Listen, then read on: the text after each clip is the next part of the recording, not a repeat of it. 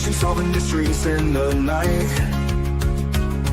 Chasing shadows, finding answers, shining bright light. No one's left behind in the darkness, all alone. With a heart like a siren, she brings the lost ones home. Silent cries in the dark no longer have to be.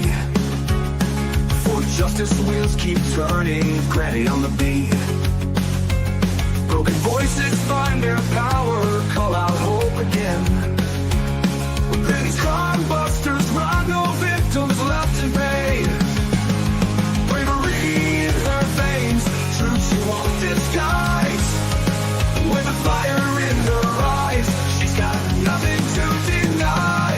Credit fights for justice, never backs down from the call. For the voiceless and the missing, she'll stand tall.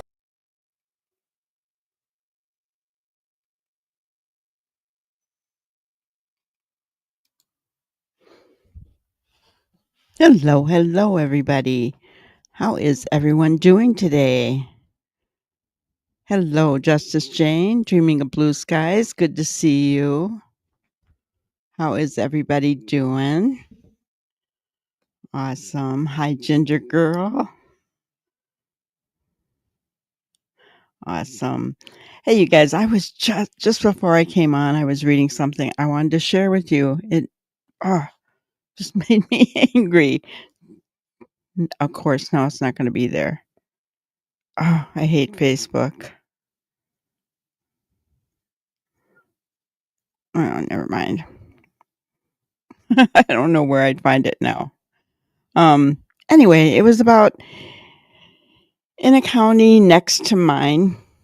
They're letting people know that they're releasing 2 SA offenders, right? One who is only 31 years old. It's going to be his 5th time being early released. 5th time. He's only 31 years old. 2nd-degree SA assault on young 12 and 14-year-old girls. Yeah. I don't know. It just made me angry.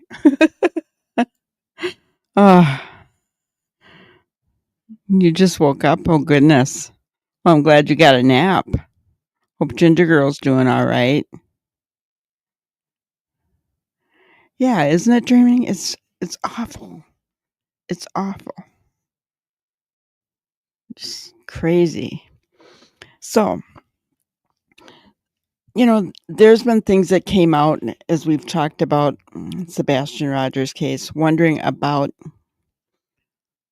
whether he was diagnosed correctly.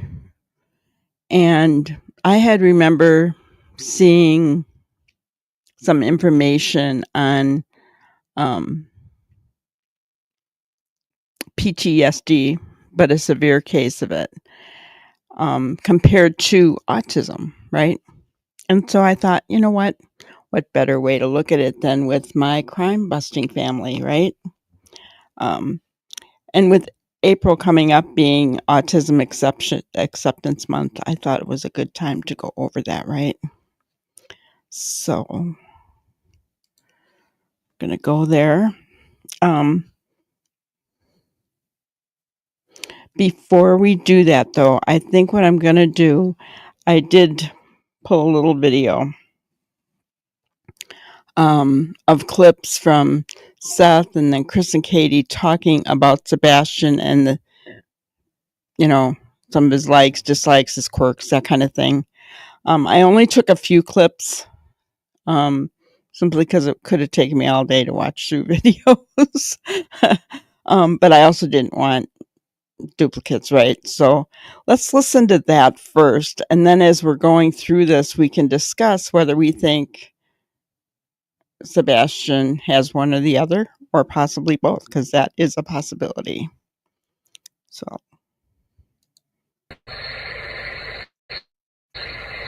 He's got a big heart. He's loving. He's inquisitive. He can be stubborn at times. He loves to play video games. He loves animals. I mean, thoroughly loves animals. He likes plants. He likes to, grow things. He likes to take care of things. He loves his video games. Boy, the kid loves his video games. What has the last week been like for you as a father? My heart is missing. He is an avid Minecraft fan. Loves the color green. It's got the goofiest and quirky smile in the world. I don't think anybody could mimic it. To be honest with you, He looks like he's such a sweet young man. He loves to dance. That boy he'll dance his tail off. That's for hey, sure. there's nothing wrong with that. Dancing is good for you. It's good exercise too. He's good. I just really hope they can find some answers. Now, I did ask you guys because I know that sometimes when we're looking for autistic children that go missing, a lot of times people are concerned that they may be attracted to go towards the water. Music. So talk to us about that. Is he a good swimmer? Does he like to get in the water? I think you did mention some things about that to me earlier. So he's a fish in the water. I'm gonna tell you right now that but here's the distinction. He is not a child that likes to get dirty. He can't stand his hands dirty. He can't stand bugs. He is fearful of flies and things. So if he swims, he is a pool kid. He's not I'm a river and a stream kind of kid. He is swimming pool bound. School, I imagine classmates who knew him have been interviewed. And yes, I do believe Chris said that earlier. And did he typically take his phone places with him, guys, or did he normally leave it at home? Believe it or not, it was actually a struggle to get him to carry his phone. He's not like your typical teenager. He's not these kids that got to stick their head in the phone. He's not. He's not glued to it. He's not. Because of his restrictions. He knows that what it's for. It's a tool. It's not And an okay, 9. entertainment device. He had his struggles with doing basic, simple things. And it was a constant reminder, a constant this. And all three parents have been extremely positive and constantly trying to get him like, hey, we got to do this, bud. We got to do that. Take your phone. Take your Trying to phone. teach him to be responsible and to think about it. And then Julio, I can contest. We worked together out in San Diego, so he's amazing. I think that's wonderful. How did they know he took a flashlight? Well, I asked that very same question today, and I was so glad that Sebastian's mother explained it to me, because when I read that news article, I was like, well, how did they know he had a flashlight? Do you want to tell us about that? One of the first things that was asked is because he left when it was very dark outside, was if he might have taken a flashlight. And he actually has one that he plays with regularly, and I can't find it. So it's likely that he took it. Okay. Jason asks, thank you for being here, Jason. Does he have anything that he holds on to? Anything that he has to have with him at all times? Something that keeps him calm when he has it? He has various fidgets that he changes out and plays with. Have you noticed any of those are missing as well? Honestly, it'd be impossible to tell. He plays with paper clips and pennies and Legos, things that several could go missing and it wouldn't be noticeable. House, or what are you thinking? My son doesn't run. He's not a runner. He's never run away before. I don't know why. I don't know why he walked out that door. He's a good kid. He's not a mischievous child by any means. but there's answers to questions that have no answers, or questions with no answers right now that we are searching for desperately, and we just don't have that. The game he loved, right?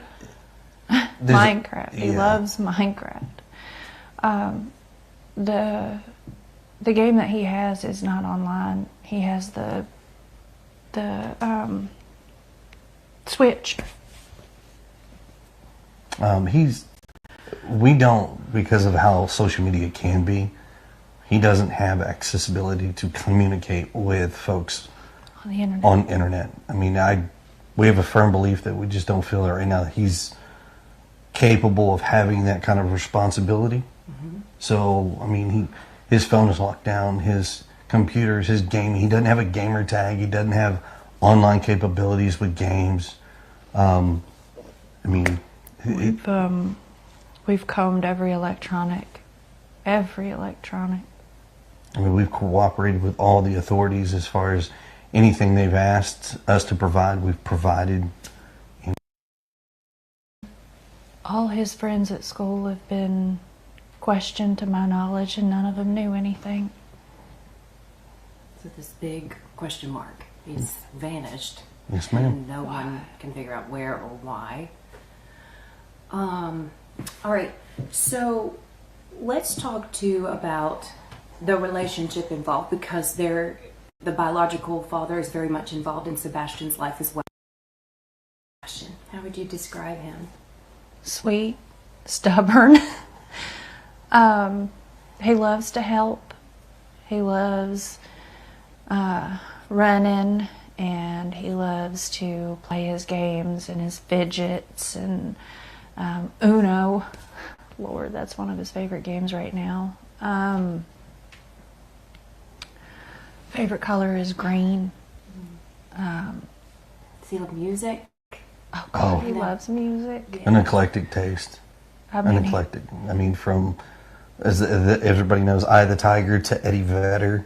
Oh yeah. Oh yeah. So we got Pearl Jam on one hand, we've got Survivor on the other over here, we've got Taylor Swift, and He's got a big crush on her. Wow. Yeah. I mean, country, rock. no hip Classic. hop. We don't allow the hip hop. Well, he doesn't really Well, I get say into it rap and anyways. things. You mentioned he loved running. So did he love the outdoors at all? I mean, would something outside that was somewhat outdoorsy be enticing to him or pull him outdoors? He loves, like, when we were in California and the school had this lap thing to gain money. It was a fundraiser. And every year I did this many laps, I did this many laps. I mean, I've got t-shirts where they would write on his back. Every time the kids went around, they'd mark a mark on the back and they'd keep running. And he just had marks all the way across his back. He likes playgrounds. He hates being dirty. He don't like being dirty. Yeah, he's not your tomboy style child where he goes outside and plays in the mud. He loves animals, but he's terrified of bugs. Oh yeah. Wow. Okay. I mean, Yeah. even a fly, and he's like, oh! Him as having a form of autism. He does. But describe that to our viewers too, as far as his way of thinking of things and maybe how determined he was about certain things or his mindset. He's got a stubborn mindset. If he believes it's this, he gets on a one-man track, and he is just on it, and he is all about it. but I mean, he's very smart. He's I mean, smart. he can play chess. He can beat adults in chess. Wow. So he's Okay. He loves playing games. What about navigation? Like, did he have a sense of direction? Do you think he could have possibly even hitched a ride or gotten a ride on a bus or some sort of transportation? that is a speculation that we don't have an answer for. Just directionally, he knows he could guide you from our house to his dad's house. Yeah. He could get from like this house. I think he can make it up to Culver's ice cream. He can go to Culver's. Hello, He Pitter knows where Patter. Culver's is because Culver's has malt. He loves malt, extra malt. Every time. Extra malt. Now, how far away does his dad live? Clarksville. His dad lives up by Clarksville. So he could guide someone all the way to Clarksville. Mm-hmm. Oh, wow. Okay. So a pretty keen sense of direction, at least with certain things. Familiar routes. Yes. Familiar routes. Okay. Familiar routes. I mean, if I took him another route going He this way, takes he would it- not know it. He goes up there so often that he knows how to get to his daddy's. We know that. His dad works with him as far as, well, we're going this way, we're going that way, and keeps the same thing, and it works out. So.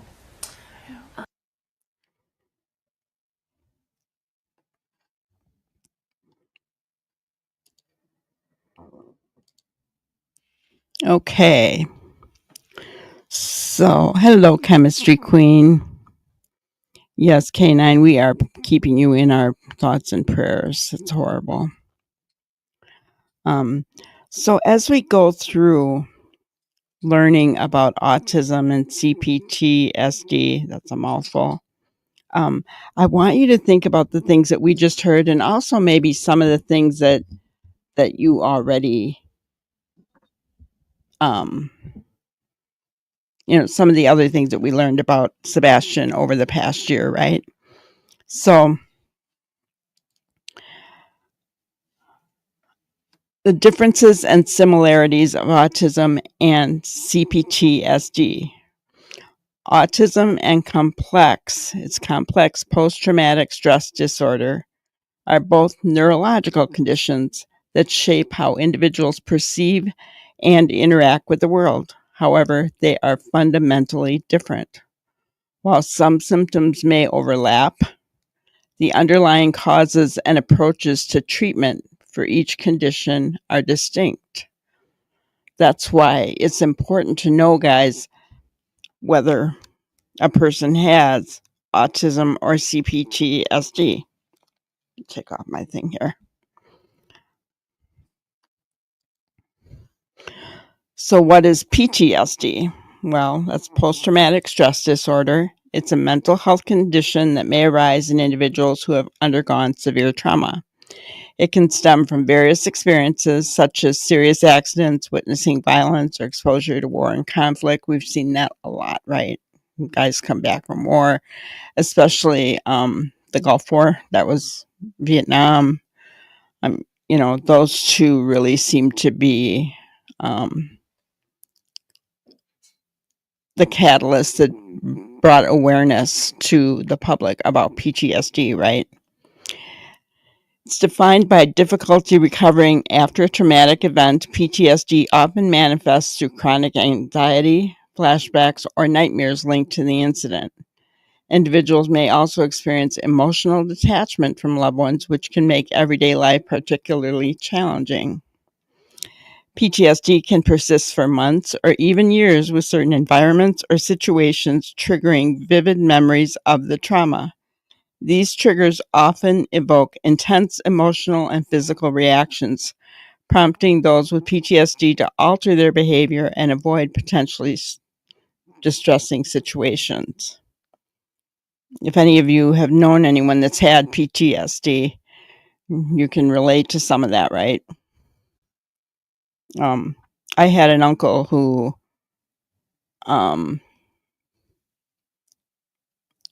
was in the Vietnam War. He was not the same when he came back. But the really only outward sign that most of us could see from him was that he refused to talk about it. He refused, absolutely would not talk about it up until the day that he died. I had a brother-in-law who came back from the Gulf War. He did 3 tours there. He ended up taking his own life because of PTSD. So, that's a very serious situation, right? When you're talking about PTSD. But what is complex post-traumatic stress disorder? It's similar to PTSD, but has different potential causes and additional symptoms. Classical PTSD results from a single traumatic event, while CPTSD is often developed over many years from repeated traumas, such as continuous childhood abuse or domestic violence. Repeat that again. CPTSD is often developed over many years from repeated traumas, such as continuous childhood abuse or domestic violence. Now, as we're going through this, guys, I really want you to think about Sebastian. Okay, think about him. It is possible to have both. So when we're done, I'm going to put a poll up because I want you to tell me, what do you think? Does he have, and I know we're not therapists, we're not psychologists, psychiatrists, but I just want to know what your thoughts are, if he has one or the other or both. Individuals are at a higher risk of developing CPTSD if their traumas occur from a young age or are perpetrated by someone close to them. Okay. The symptoms include all the PTSD symptoms, but with the addition of emotional dysregulation, negative self-cognitions, and interpersonal hardship. In addition to PTSD symptoms, CPTSD patients may also experience constant anger or distrust of the world, intense feelings of emptiness, dissociative symptoms like depersonalization and derealization, consistent difficulties remaining calm. Okay.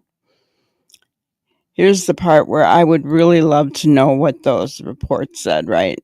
Because that would help us get a better understanding of what Sebastian was going through, right?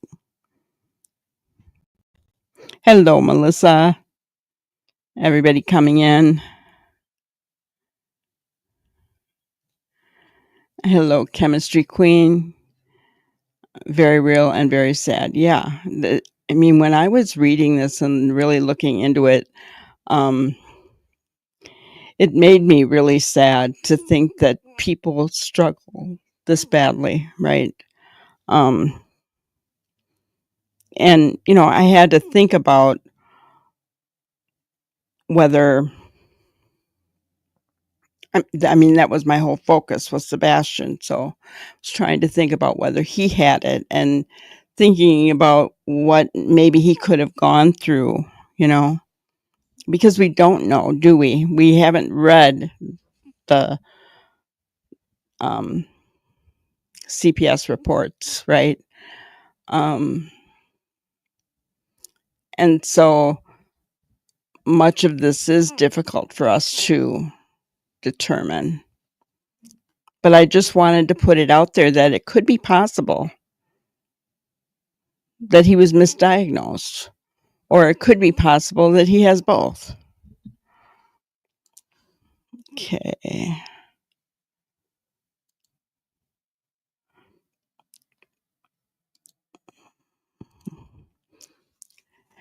So CPTSD is a serious psychiatric condition that significantly affects those suffering from it, potentially leading to significant changes in that person's personality and how they relate to the world. Many symptoms of borderline personality disorder overlap with those of CPTSD. Oh, and on it goes, right, guys? And I found this, and I felt like it kind of really explained what people experiencing this are feeling. I feel like I don't have a right to exist. I bother people just by being alive. I wish I'd never been born. I am a burden. I feel invisible. I am nothing. I don't matter. I will never be enough. I'm all alone in the world. My feelings don't matter.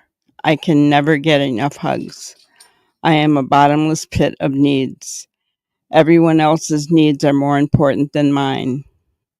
If I ask for help, others will accuse me of attention seeking. Others are busy and don't have time for me.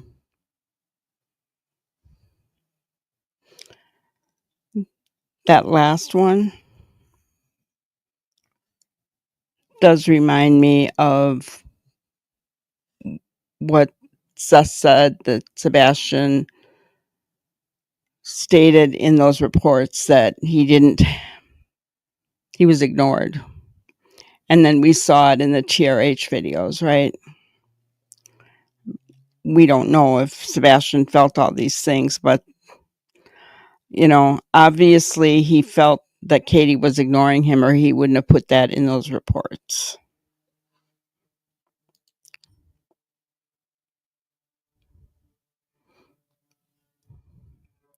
Yeah, it really is sad, guys.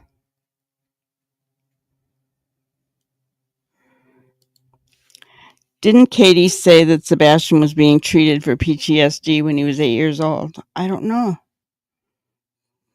Did she? I don't remember hearing that, but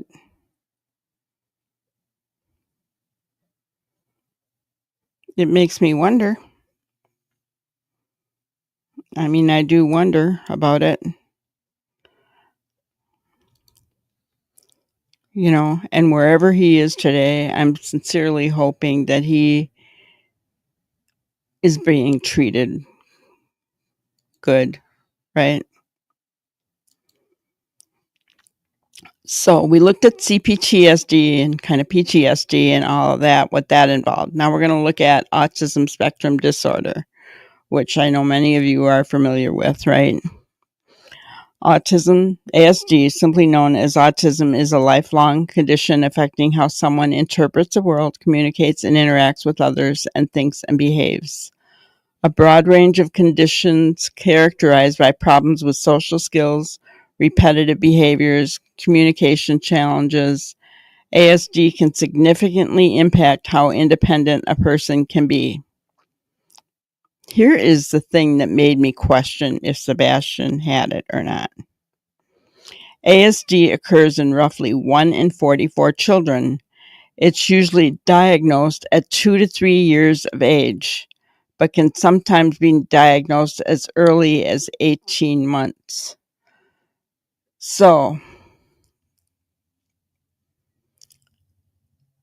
my question is, why wasn't he diagnosed until he was 14 years old?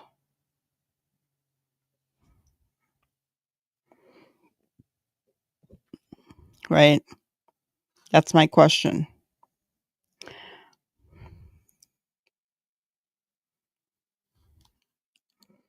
Katie made a written response to Seth about him speaking about the essay on her watch. I thought she said that in that Facebook post. Oh. Yeah, I don't know. I must not have seen that.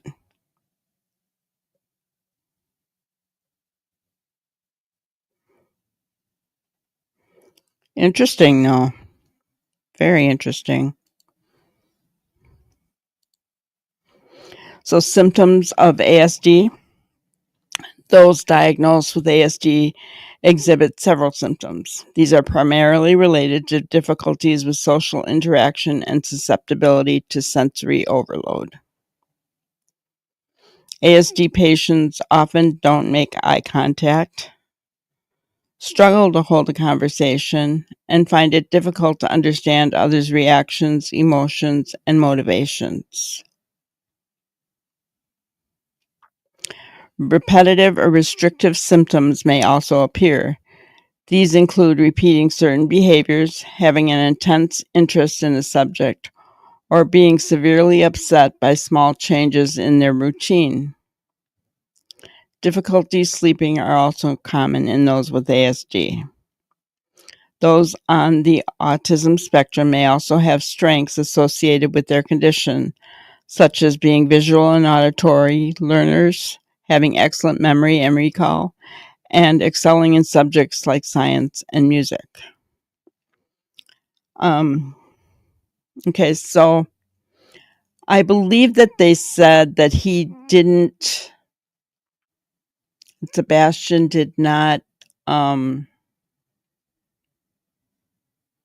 know about social cues, right?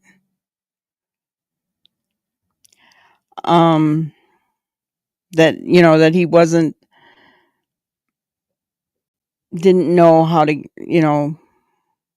about people's personal space, that kind of thing.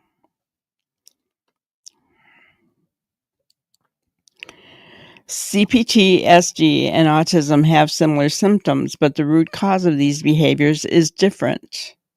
ASD starts during the process of development of the nervous system and begins very early in life. By contrast, CPTSD develops in response to a traumatic situation. Are you hearing this, guys? So ASD, remember I said that it's diagnosed very early on, can be diagnosed 2 to 3 years on an average, or even as early as 18 months old. But CPTSD develops in response to a traumatic situation.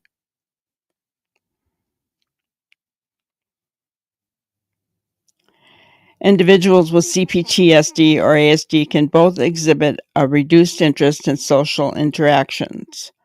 For those with CPTSD, this stems from social withdrawal, as the affected person feels afraid of others and finds it hard to trust them.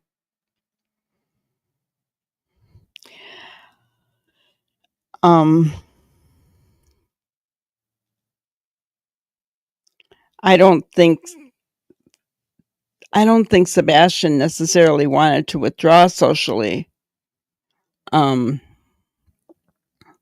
because he wanted friends, right? That is what they said. He wanted friends for Christmas, right? He just didn't have a good understanding of what social cues were, and understanding people's personal space, right? But it didn't seem like he was afraid of social interactions.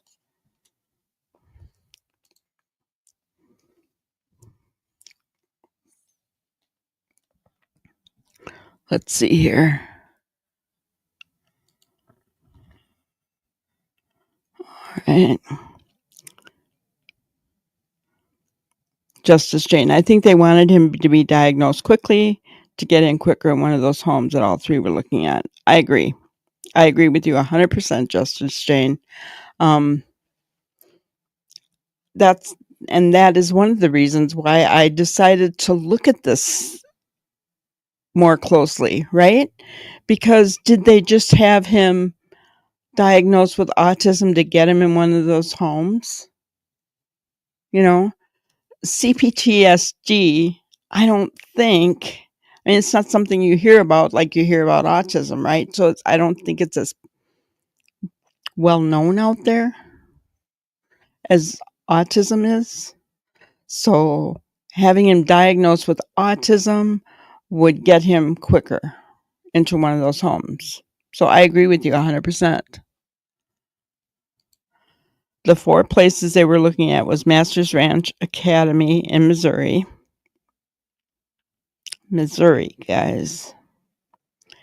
New Hope Christian Academy in Texas. Oasis Boy Ranch in Wyoming. Water Academy in Utah. Terra Acres with residential programming. I really question the Missouri one, guys, because that is right near where that last sighting was on TV.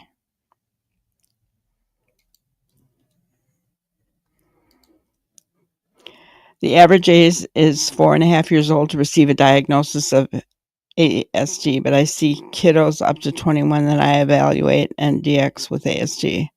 Most are younger, but still a lot of patients that are in the age of 4 to 16 often. Okay.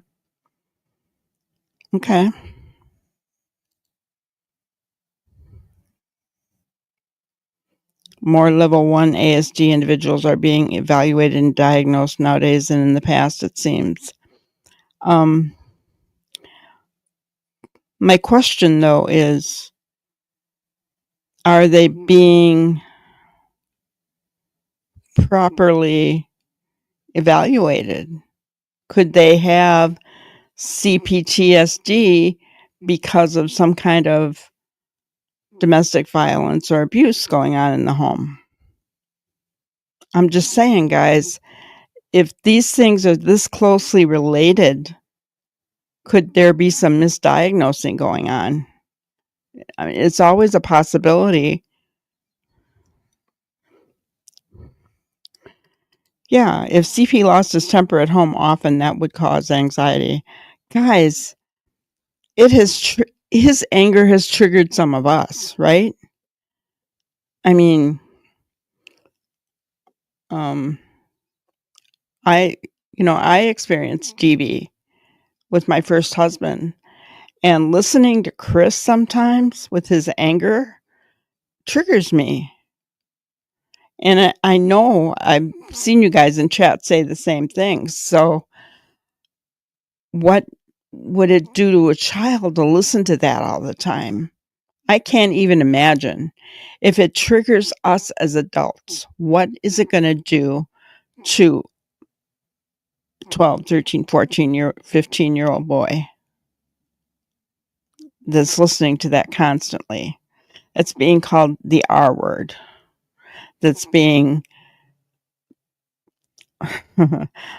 sprayed with a power washer.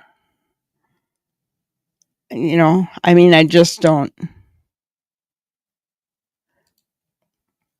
I don't believe he was given the chance to make friends. Yeah, you heard Katie say that. I mean, later on they said he didn't have any friends, but you heard Katie say in these first interviews that the friends he had were at school. He wasn't allowed to do anything from the sounds of it. Oh, we didn't allow him hip hop. And no, he didn't have access. Well, I can understand why he didn't want to bring his phone. If he's going with them somewhere, what does he need it for? He can only make calls on it. So why bring his phone? Right? I mean, he can't do anything on it. So why bring his phone? I can understand that. I don't even think that had anything to do with him forgetting or anything else. Why bother? Right? That'd be any teenager. Why bother? I don't have access to do anything on it anyway. I'm with you, so I don't need it to call you.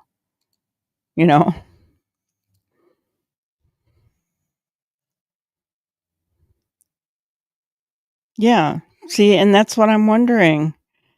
Is CPTSD something that's not being looked at enough? He definitely can have both. I think so. I'm thinking that I think he might have both. Simply because we know he likes to, but I don't know. Dreaming, maybe because it doesn't specifically say here, but do CPTSD victims, would they go under a bed to read, or would they go in a closet? I mean, I'm guessing if they're being triggered by something, yeah. I mean, in the past, I would have thought that would be autism, right? But if they're being triggered, say Chris is screaming and yelling, I could see Sebastian going in a closet to play with his Legos or something to get away. If Katie and Chris are having a fight, I could see Sebastian doing that, right?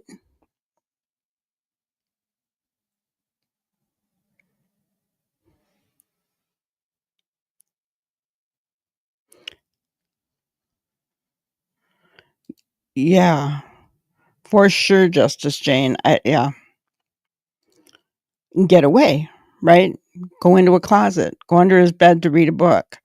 I mean, anything to get his mind off of it. Yeah, providers need to be updated on all of these, right? I mean, they need to know about, things that could be similar because they don't want to misdiagnose. That wouldn't be a good thing.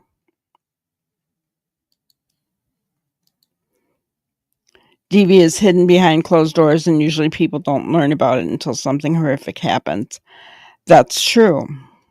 And how many times have we said that when they moved from the Remington Ave house to the Stafford courthouse, that Sebastian found safety at school? He found his voice. And I honestly believe that there was a teacher there or a guidance counselor or somebody, or maybe several, that was in Sebastian's corner and made him feel safe. And so he had his voice. He didn't have that in Gallatin. We've seen videos of good things happening in Gallatin, but I want you to put this in your mind. Why didn't he feel comfortable speaking in Gallatin? Just too many people knew Proud Feet, Bower Socks going on there. Although they did say that he liked to. Didn't they say something about him running to that school when he was scared or whatever? Wasn't that brought up at some point? When they questioned, well, you said he wasn't a runner, but he liked to go to the school if he was scared. Right?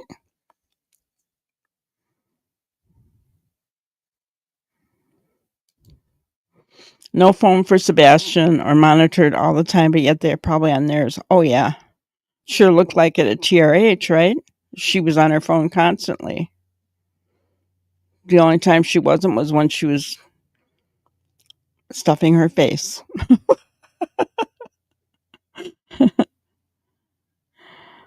The only place Sebastian had to tell the truth was school. CP failed them big time. CPS, yes. They did. They did. And the school was the one that called them. But, and it's, where did I just see that? The 32 guys, I don't know if you've seen this in my morning clips, but the 32-year-old man who was held hostage by his stepmother for 20 years. His elementary school principal was interviewed and talked about how they reported it.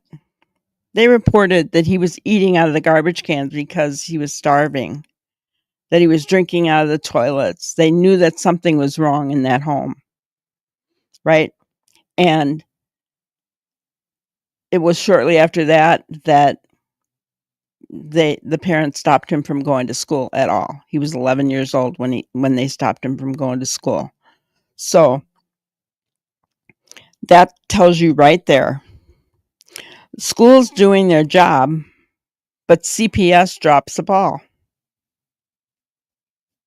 How does a kid not get checked on from the age of 11? That's 7 years of schooling, guys, that nobody bothered to check on? That's wrong. CPTSD could cause someone to go into small places and hide to feel safe, but it's not something that's always seen. Need to consider the individual history and trauma. Yeah. So, that's where the autism could come in, I suppose, right? Complex post-traumatic stress disorder is a mental health condition that can develop after prolonged or repeated trauma. Yes. If you look back,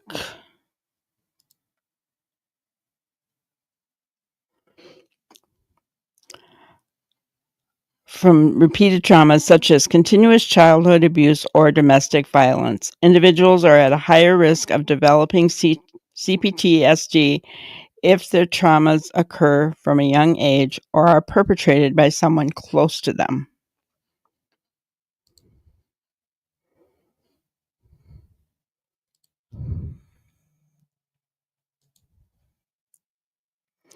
My son's CPTSD triggers when he hears others cursing and arguing. The F word is not allowed in my home. I hear ya.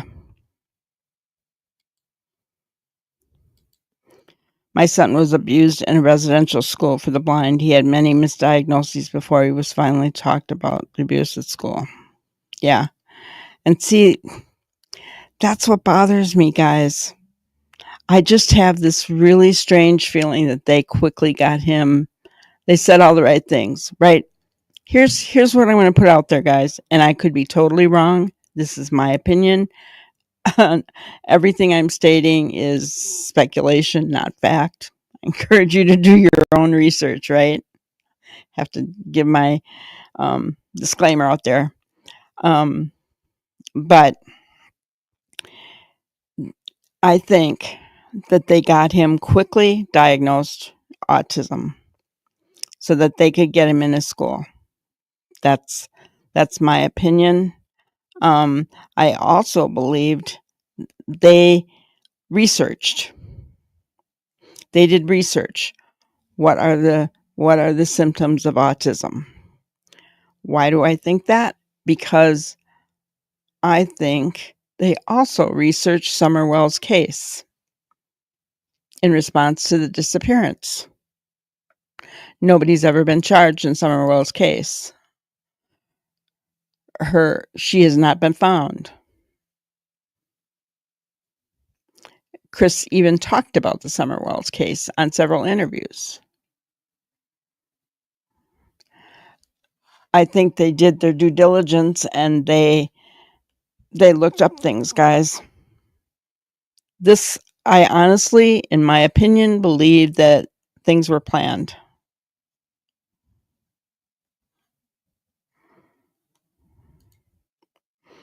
We use the DSM-5 to rule in and out a diagnosis of autism, so a patient has to meet the DSM-5 criteria before we diagnose them with autism. Still can have CPTSD or other comorbidities like ADHD and anxiety. There's another one, ADHD, right? Oh my gosh. And Sebastian was diagnosed with ADHD. We know that. I remember Seth saying that Sebastian was looking up being bullied on the internet.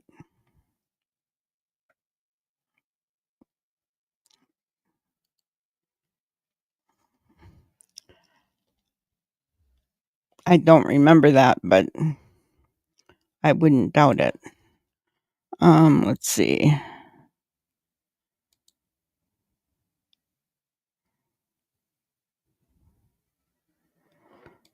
This one. How do CPTSD and autism compare? Those with ASD simply don't get as much benefit from social interaction as others do, making it less appealing to them. Okay, so in my opinion, that statement right there does not apply to Sebastian because he wanted friends. It sounds like he didn't like that his mother ignored him, right? So even though he didn't know social cues,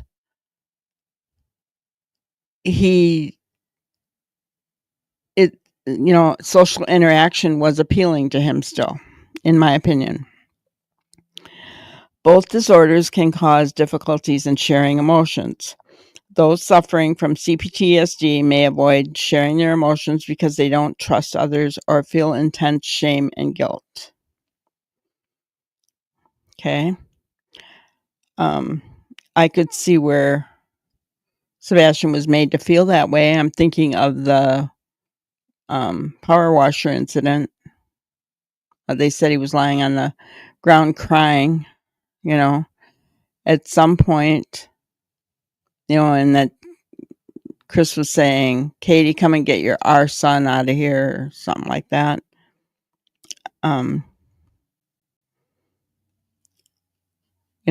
I could see where he would begin to not trust and feel intense shame and guilt, feeling like it was his fault, right?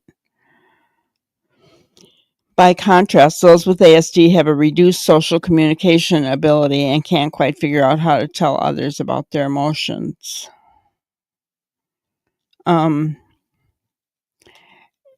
guess we don't honestly know this, except that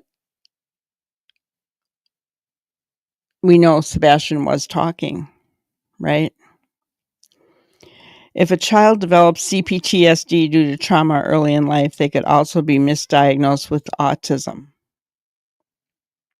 However, a mental health professional should be able to distinguish these two conditions because they are different. See? They could also be misdiagnosed with autism. Right?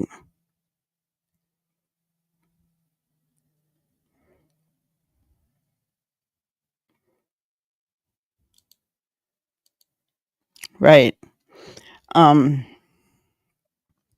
Yeah. And kids won't. I mean, if they're threatened, they're not going to tell. Right? It's going to take a lot. It's going to take a lot.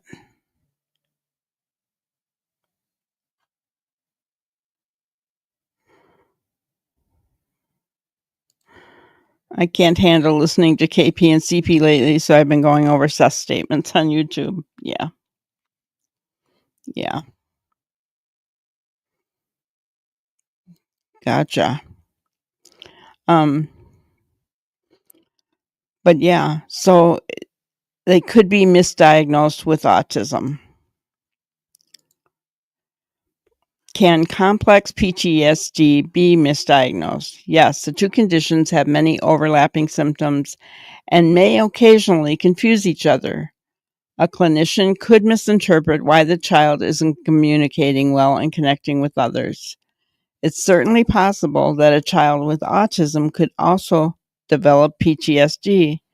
Making the second diagnosis, however, can be very challenging given the overlap in symptoms. So it sounds like they're so closely related. It's difficult to make, to make an informed decision. And certainly, I mean, we're not capable. But they do have overlapping symptoms, right? My only question is, why wasn't Sebastian diagnosed earlier? Is it maybe because Seth didn't realize it because he was a stay-at-home mom, if you will, and he just, he doted on Sebastian. He did everything, he was trying to train him and teach him, and I don't know.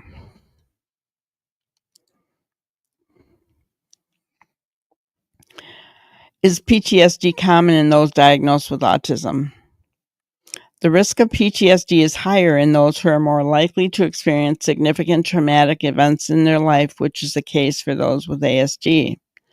Those with autism experience sensory overload more quickly than others, making them more susceptible to developing PTSD. A recent study showed up to 60% of ASD individuals had experienced PTSD-like symptoms in their life, compared to 6.8% in the general population. Guys, that's horrific, in my opinion.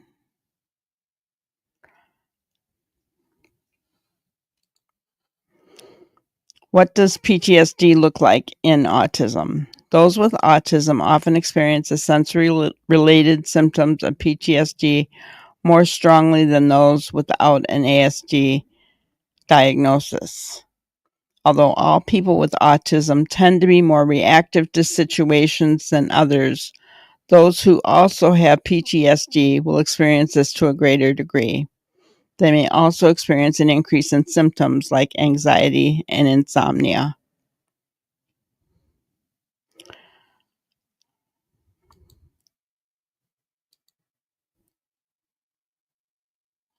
Okay.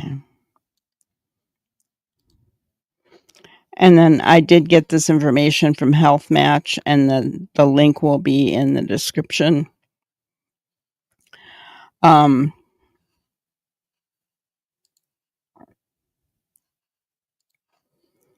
So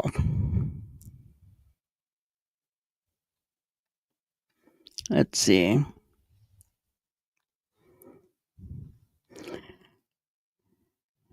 He wasn't the only one who was abused at that school. After 6 years of litigation, the children did win their class action lawsuit. After 6 years, that's ridiculous. That's ridiculous. Children should never have to go through that. I just saw another case where an autistic male was being smacked around in the school. 2 teachers and a superintendent were charged because of that case.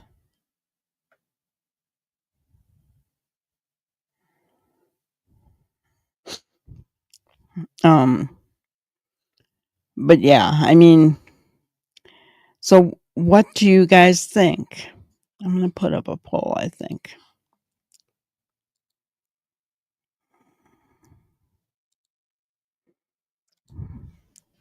Okay.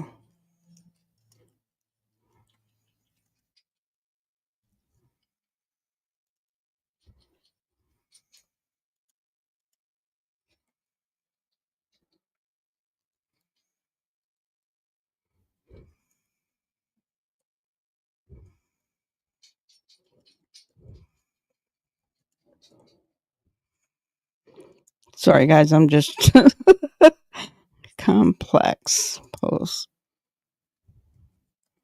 traumatic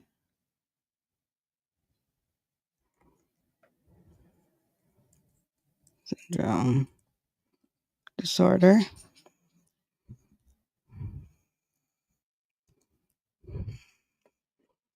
He had both.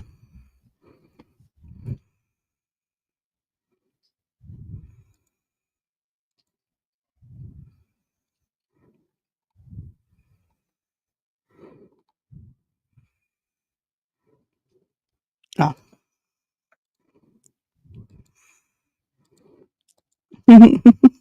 Sorry, guys, I'm trying to set up this.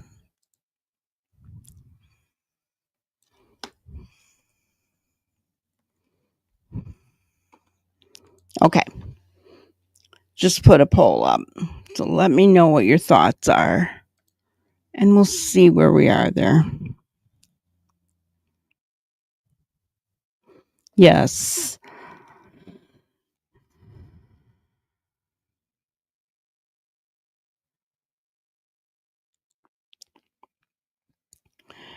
It just made his CPTSD worse because he was forced to relive his experience over and over again by our right? You know, I mean, it's bad enough for a child to have to tell it once, right? In my opinion, they should just take a deposition and then show that video when it involves children, because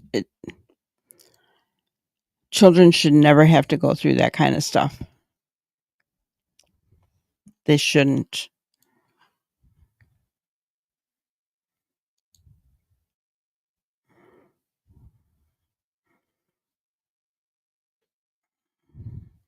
That's interesting.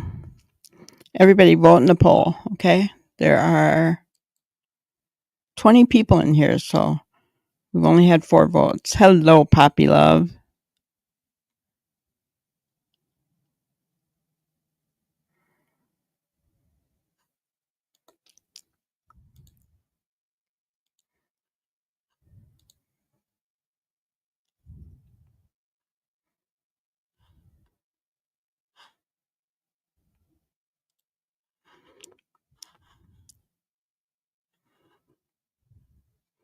I believe it was a studied, planned event. I also believe it is likely this will go unpunished in this life, but not the next.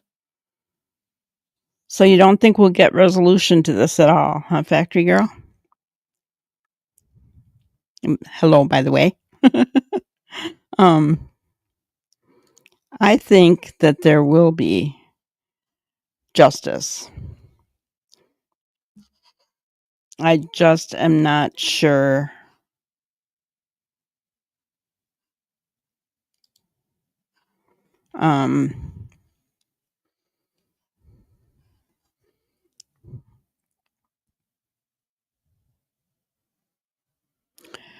I mean, I think we're going to see something happen, and I think it's going to be soon. But I mean, I could be wrong. I think law enforcement has more than what we know.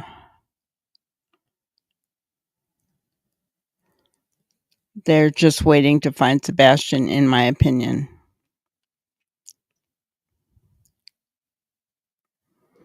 In my opinion.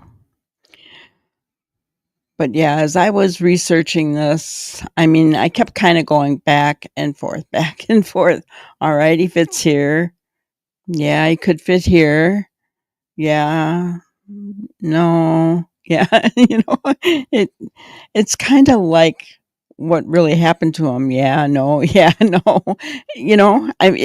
We don't have enough pieces to the puzzle to really determine what happened, right? It's just scary. If you haven't, we've only got 9 votes. We have 21 people in here. Come on, guys. Vote in the poll.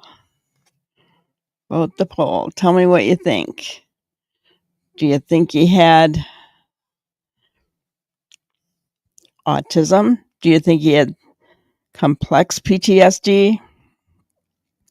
Do you think that he had both? Because they can have both, right?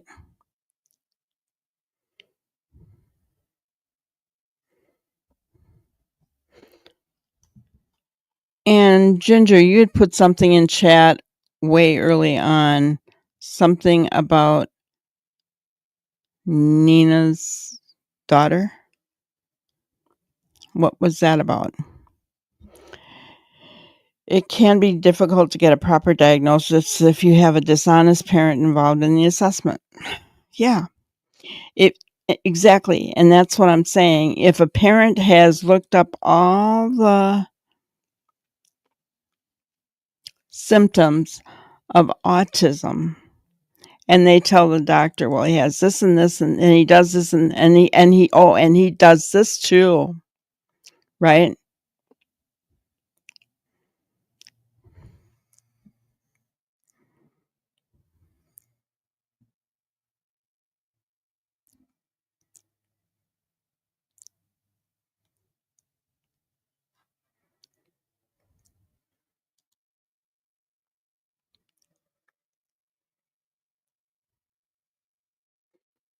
Huge community search. See, I just, I mean, I'm not saying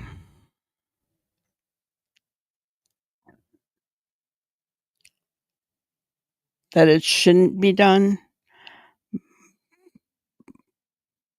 but I'm not willing to believe that Sebastian is gone. And if you're going to be doing a ground search a year after He went missing. What are you looking for? And what's in your mind then? Are you thinking of looking like on TV when you see somebody in the background? Like that video that we saw the other day of the hurricane where the tornado went through Missouri, of that Sebastian lookalike in Missouri. Are we, if that person that saw that young man in that newscast had been thinking that Sebastian was gone, would they have even realized that? Hey, wait a minute, there's Sebastian. But if you're thinking he's already gone, you're not going to think that. You're just not even going to pay attention. You're just going to be looking at the tornado stuff. You see what I'm saying? So I'm not going to go there. I'm just not going to believe that he's gone yet. I'm going to stand with his dad and believe that he's still alive and look for a live person. Didn't Dog say something about organizing a big search for Sebastian back around the first of the year? Yes, he did, but he was talking about an organized search, I think. Guys, he was not talking about, I don't believe, I could be wrong. He was not talking about searching ground. He was talking about actually searching in specific areas where leads had come in that Sebastian had been seen. One of those was only a couple hours away from where I live. So I don't know if those are going on. They could very well be. And then again, they might not be because they had those hits put out on them. So I know that they went into hiding for a while. I don't know if they're still in hiding or what.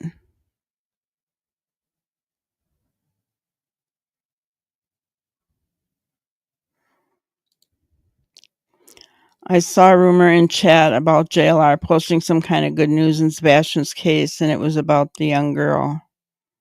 What young girl?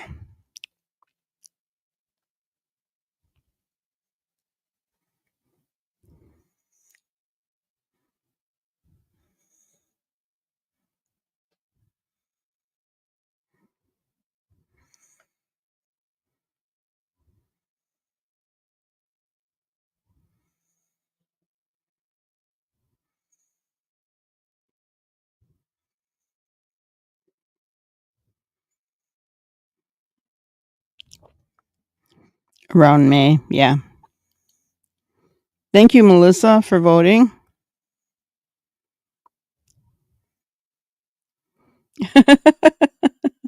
Oh, what a cute name, Valentine. That's cute. Aw. And you lost the voting pop-up. Is it at the top of the chat screen for you? Otherwise, I don't know what to tell you.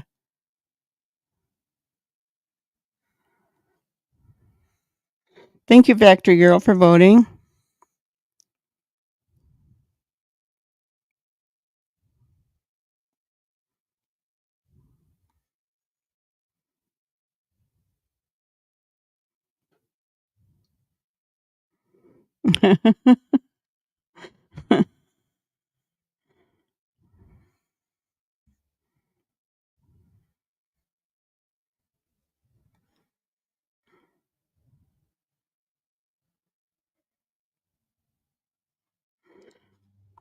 It's a good way to put it. I 100% support Seth and the idea that Sebastian is alive and hidden somewhere.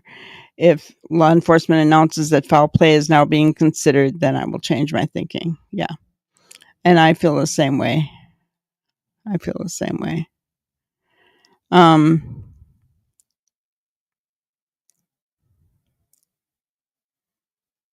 Oh, with Faith.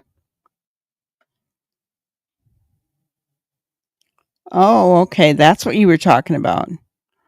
Is it possible that Sebastian could have reached out to Faith? Oh my gosh, that would be awesome.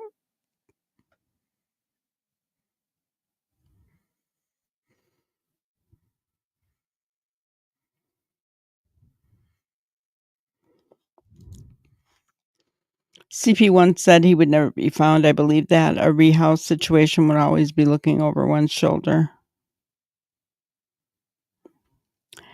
That's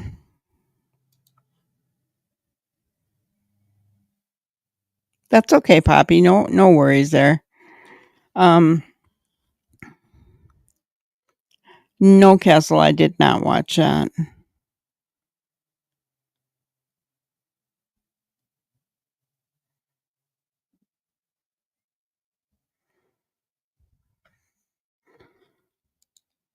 The Brian Schaefer case is coming up on its anniversary, I believe, on March 31st. Missing OSU med student that went into a bar and never seen exiting on camera. Interesting case. Well, Sebastian was never seen exiting on camera either. Interesting. But that would be interesting, Ginger, if Faith heard from Sebastian.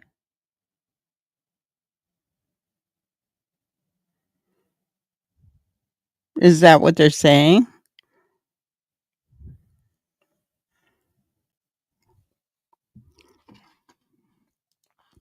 I don't, I don't trust, that creator either.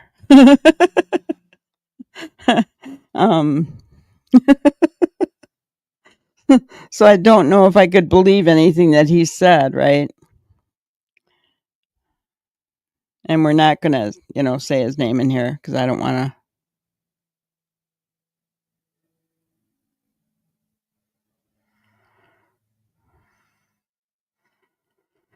Yeah. I mean, I pray that they find him home safe and soon as well. For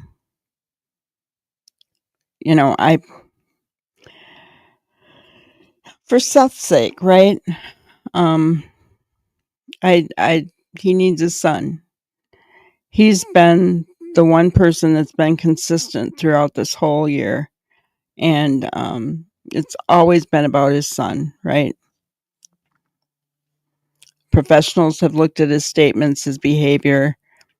He's been the one that's been consistent the whole year. So, I understand some people may not like his personality, whatever. It's not about that, right? It's about his son.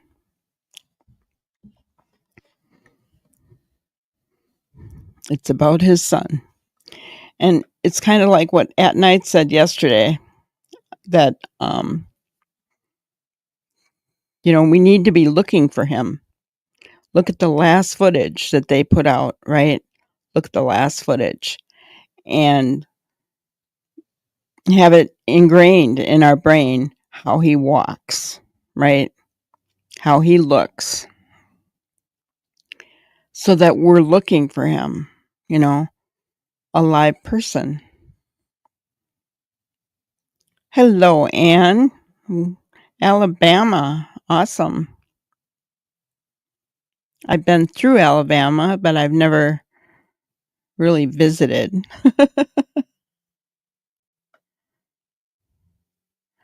Right. People stop looking for summer wells because they believe things, right? Are we letting our kids down? Too much time goes by and we think, oh, can't be alive. Guys, how many times has it been proven when missing children even come back as adults later? That could happen in Sebastian's case, although I hope it doesn't. I hope he comes home very, very soon. But we've seen it happen. He's 16 now. It's just 2 years, How many times have we seen that happen, guys? It has happened. We can't write him off as gone. We can't. We have no evidence showing there's no blood, there's no clothing, there's nothing to show that he has been red rummed. Nothing.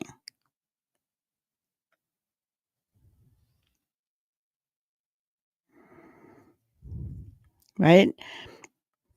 You know, has my mind gone there? Of course. I'm just like the rest of you. I've wondered if Katie didn't do something, or even if it was an accident because Sebastian had water on the brain, maybe fell out of bed. I've thought all kinds of things, guys, but they did luminol in that house. Nothing came of it. Nothing was there, guys. Cadaver dogs went through the house. Scent dogs went through the house. They did not find, they didn't hit on a scent, guys. So we have to remember what the evidence is, which isn't much. I'll give you that. But we know what we don't have, and we don't have, evidence of death.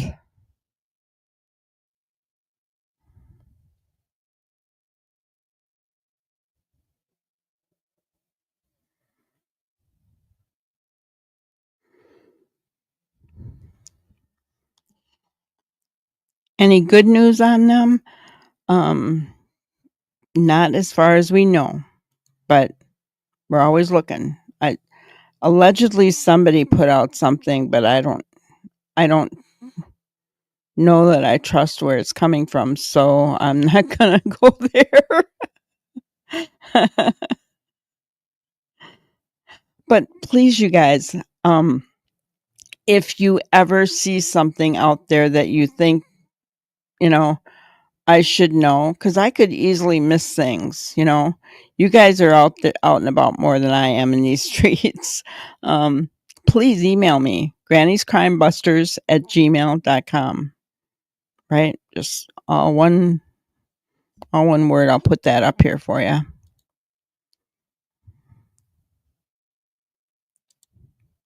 But yes, please email me because not only that, I love to hear from you guys. Just got out of your meeting, Cheryl. Welcome back. You're not cooking tonight. um, but yeah, and that's the thing. Other than if you hear of something connected with Sebastian's case that you think I should know about, yes. But if it's that garbage drama out there, I don't care to know about that. I know about that. And even if I'm a little bit behind, that's okay on that one because um we don't we don't do that here. And it seems like most of my family here don't like that either, so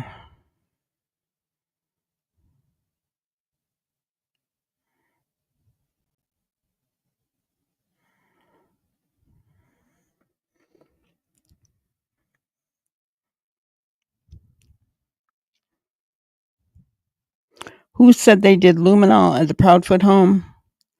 Oh gosh, I don't know.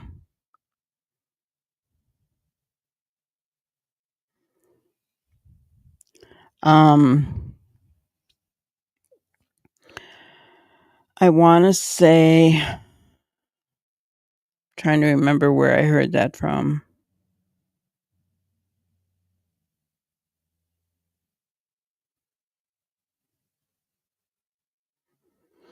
I don't know for sure, so I don't want to say names of anybody. But I'll look for it. Let you guys know.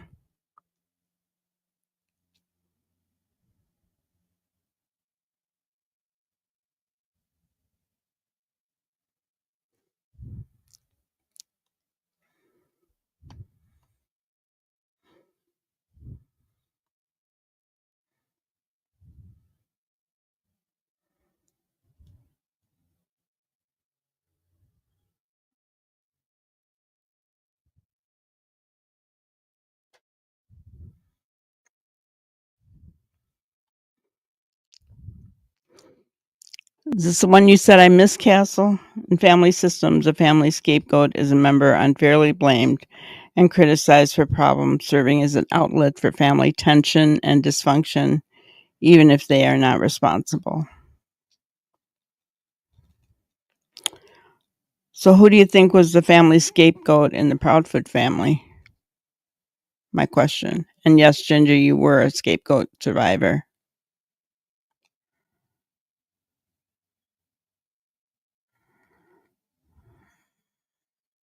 Hello, AMC.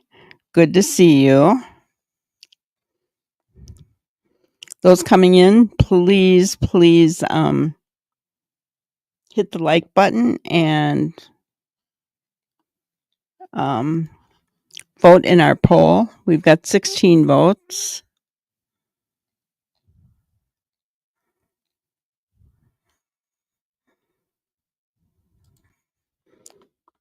And we have 22 in here, so some people haven't voted yet. Even if you're in the bushes, just feel free to vote. You can vote even though you're not subscribed. Sebastian, yes. That's what I feel too. He was a scapegoat.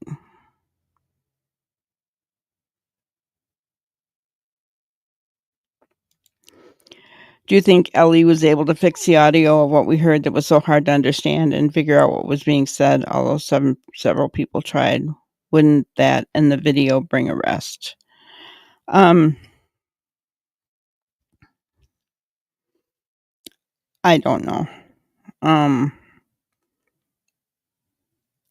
I couldn't make out anything in that audio. I never played it on my channel because of that reason. And it's not really evidence if they can't make it out, right? So then they can't use it and for any kind of charges or trial or anything. So thank you, Castle. I appreciate it. So it has been said that the DA wants this is what I've heard, guys. So, you know, I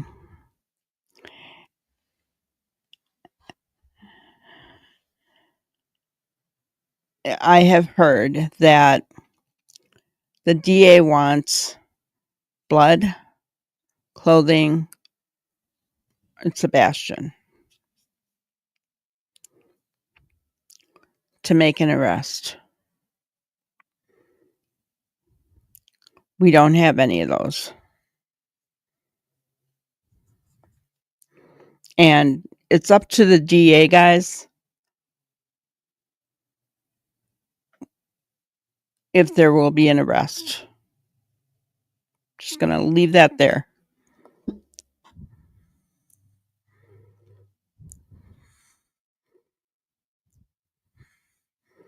Yeah, he never walked out that door. You're right, AMC.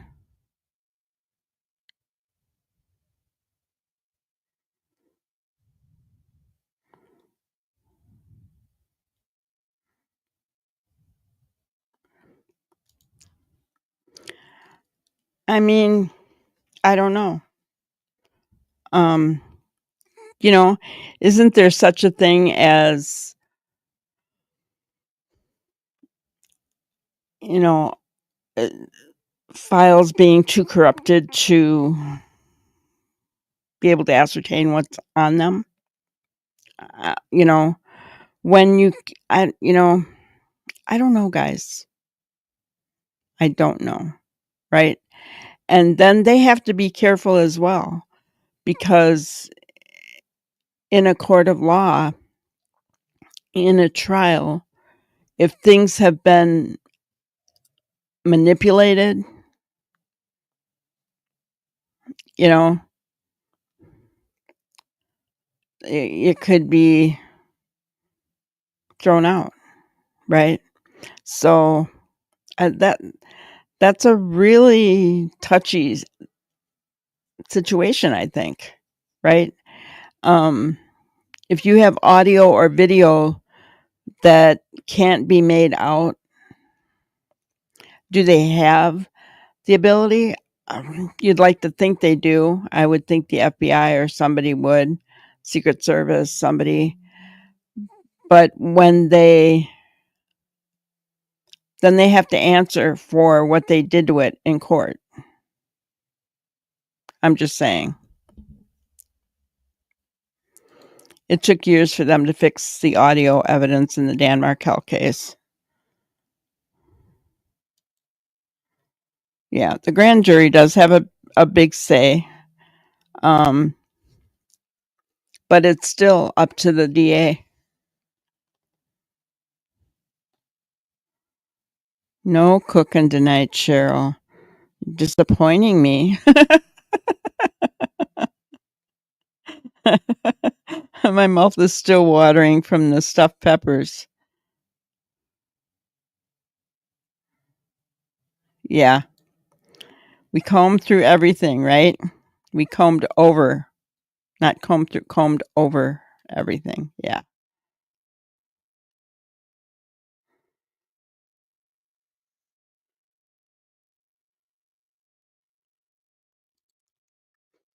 Is the FBI helping, or is Sumner County Sheriff not wanting to ask the FBI? Can we pressure them? I'm not going there, guys.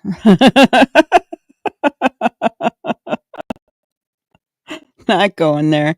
I think the FBI is helping.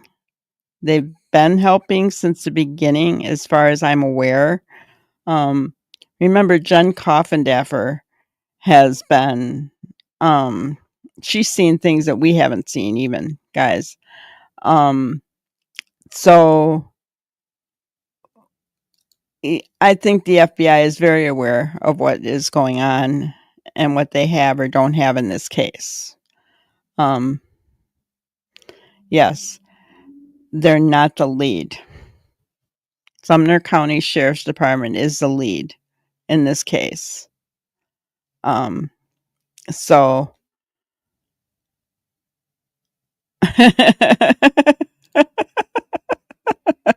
I know you did, Poppy.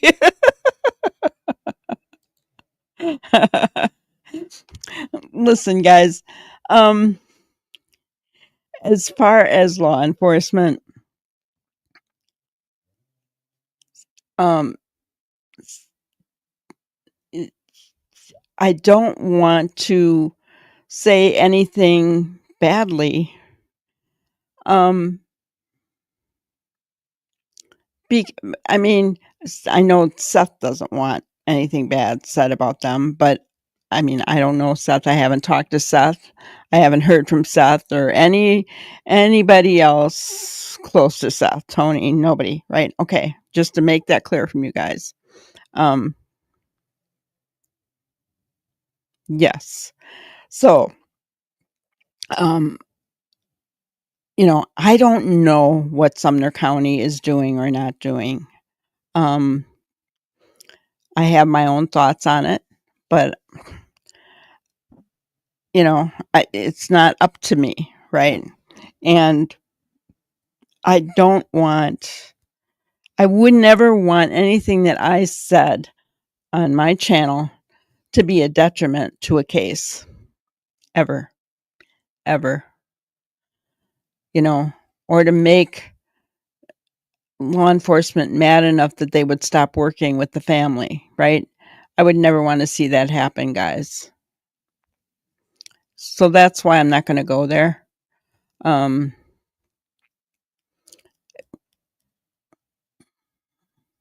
all. And I would never ever encourage anybody to try to put pressure on law enforcement.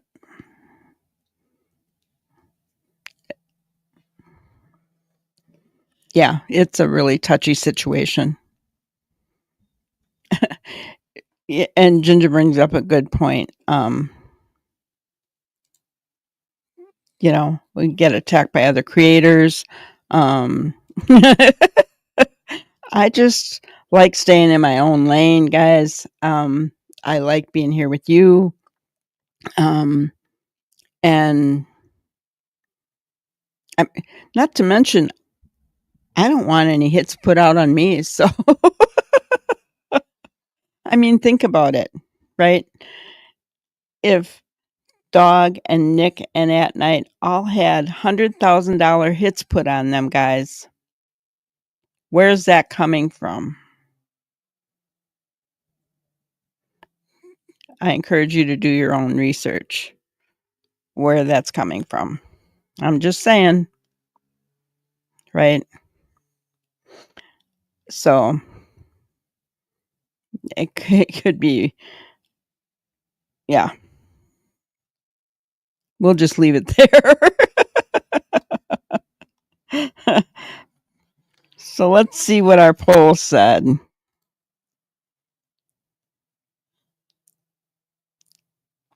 So, did Sebastian have, he had both. 57% said he has both autism and CPTSD. 33% said he has autism, and 9% says he has CPTSD. So most of you believed that he has both. I kind of have to agree with both of you. Because there's symptoms that he fits in both, isn't there?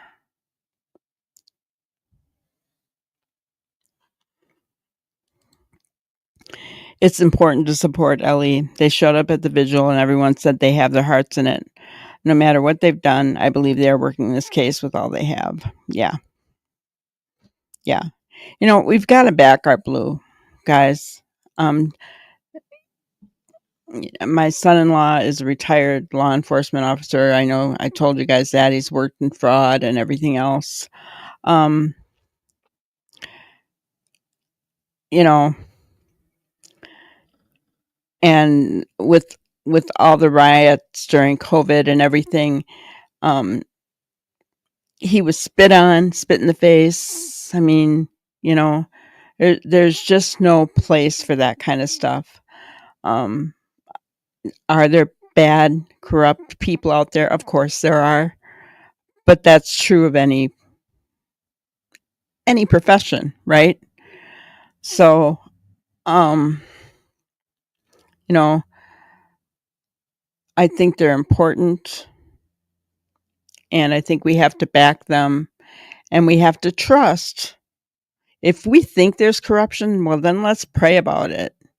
If we think there's corruption in our area, then we can vote about it, right?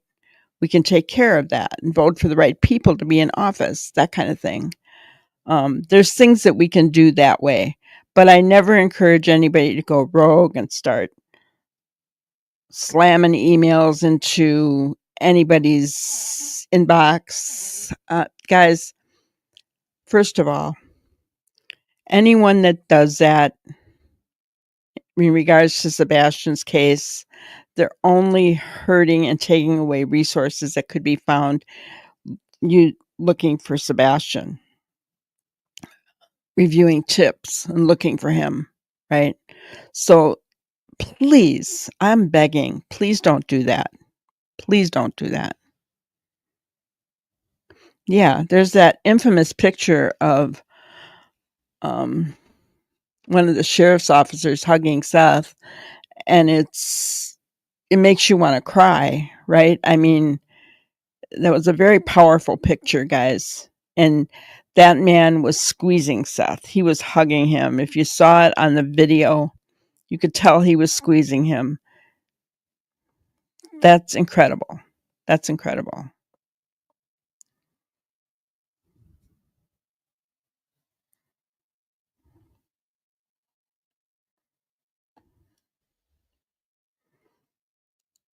I know you don't mean it in a bad way, Poppy. Yeah. To see more people involved in searches and more news. You know, think about this, Poppy. This case, I mean, they covered a lot of ground in that first week that they searched, right? A lot. But pretty suddenly, and then they went to, in that first week as well, they went to the landfill. And then pretty suddenly, they stopped searching and it went to an internal investigation. Guys, what I'm going to just submit to you that whatever they found in the landfill and in the intelligence that they picked up from neighbors, wherever, right? Security cameras, Ring doorbell cameras, all that evidence that they picked and they were going through. They knew something. Something triggered them to stop ground searching. They knew, in other words, they knew it wasn't going to do any good. And here's my thoughts on it a year later. If Sebastian is gone and he's out there somewhere, somebody's going to find him. There are hunters out there, there are fishermen out there, somebody will come across him at some point. How many bodies have turned up in Tennessee in the last few months even, guys? He will turn up if he's out there, but there's been nothing. On the flip side of the coin, how many sightings have we seen that we know of? There's 2 that I know of that looked very, very close to Sebastian. This last one in Missouri being very close. It looked, when at night said to look at his gait, the way he walks, that last one was very, very close. So I think that the intelligence is what's going to find Sebastian, not a ground search anymore.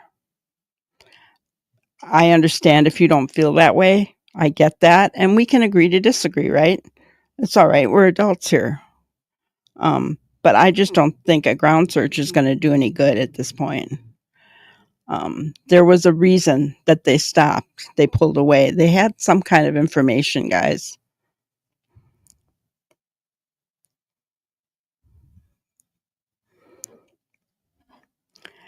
Aw, Ginger Girl finally ate a tablespoon of food. That's awesome. That's awesome. And I know, people want to do things to help. And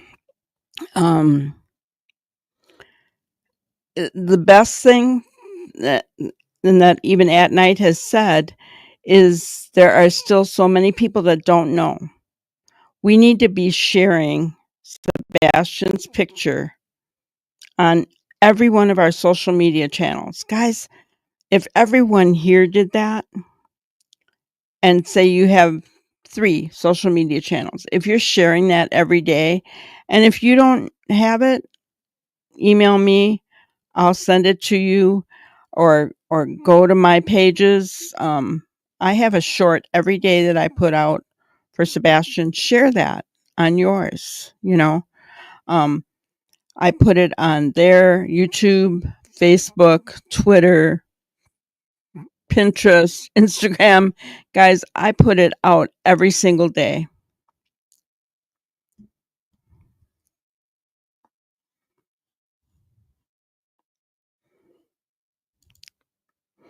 I totally agree about supporting our LE. I just think having only one person, Brandon Carter, doing all he can on his own, no fault of his, but getting him more help. Yeah, I mean, but you got to remember that he does have resources at his disposal, right? He's got TBI is also working on it with him. He also has all the resources of At Night for help. And I imagine if he needs the help, I would think that they would get him the help he needs.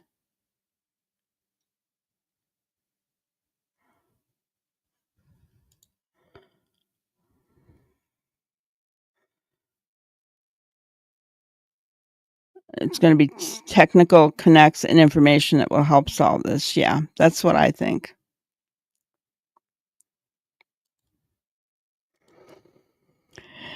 Yeah, keep in mind, guys, that it's a small town, right?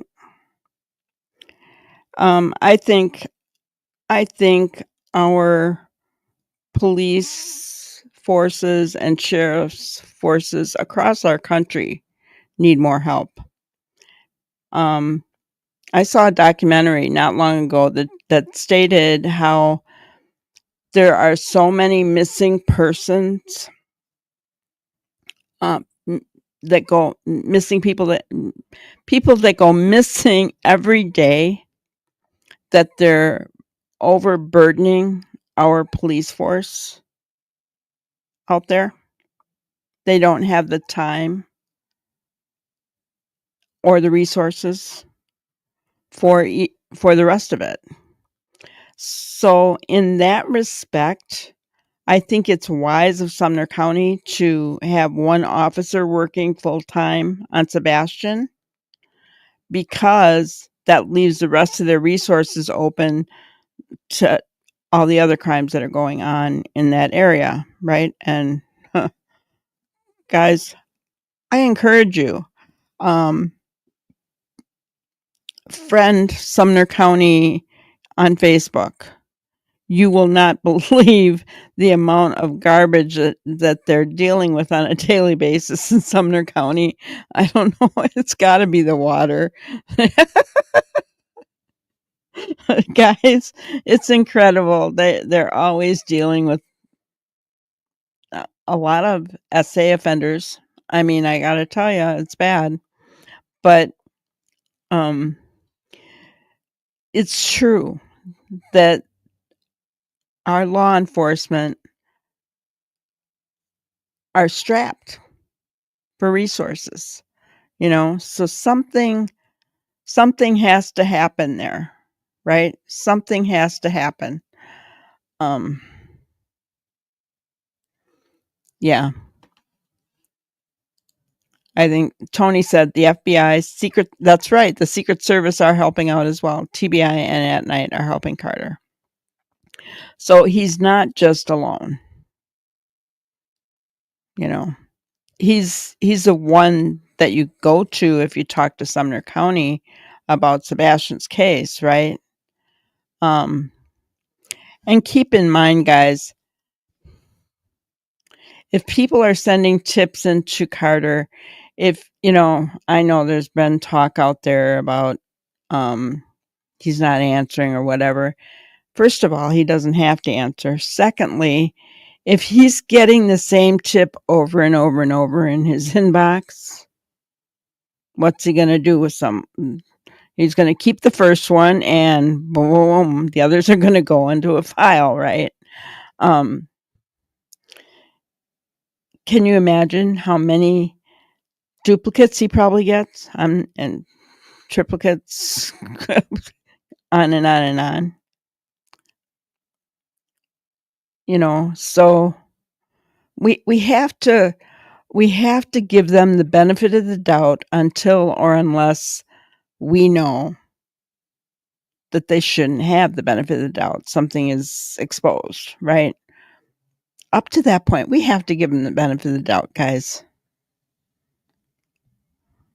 We just have to.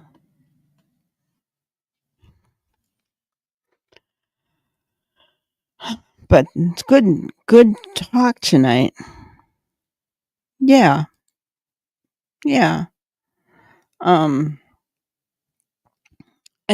I know I can honestly say personally that At Night is helping them. Their resources are helping. So, and the FBI, Secret Service, we've been told all this before. GBI, they're all helping. So,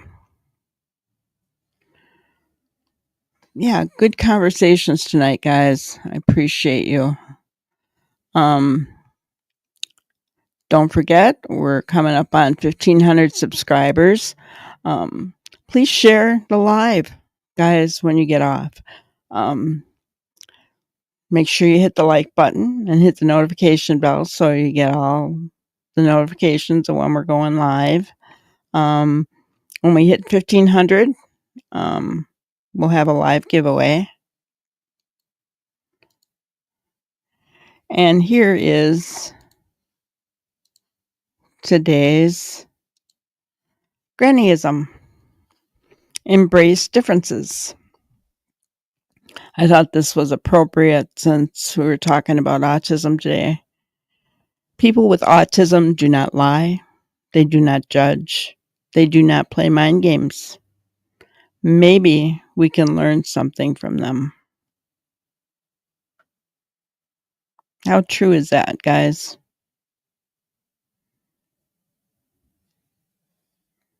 How true is that?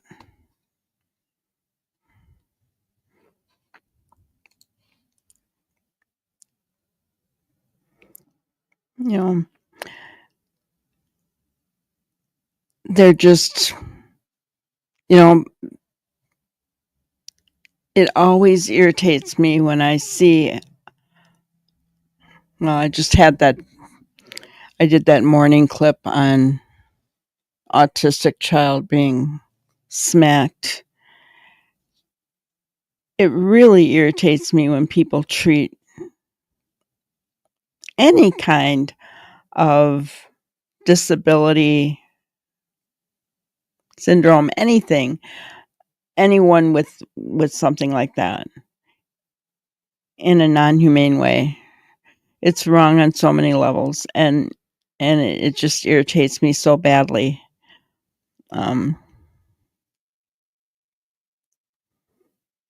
So, yeah. But, yes, Ginger said, the mob crew is live now. Pop over and give them some support for helping Sebastian. Amen. And tell him Granny sent you, okay? Because I'm going to be over there too, guys. So thank you so much. Be sure to hit the like button on your way out, guys. Have a wonderful night. See you at the Mob Crew. Thank you for watching another episode of Granny's Crime Busters. We really appreciate each and every one of you. Don't forget to subscribe and like and even share the content. You can follow us on any of our other social media platforms at YouTube, Twitter, Instagram, Facebook, and TikTok. We really appreciate you guys, and you can also email us at granniescrimebusters@gmail.com. Thank you so much, and we will see you on the next one. Thanks, guys.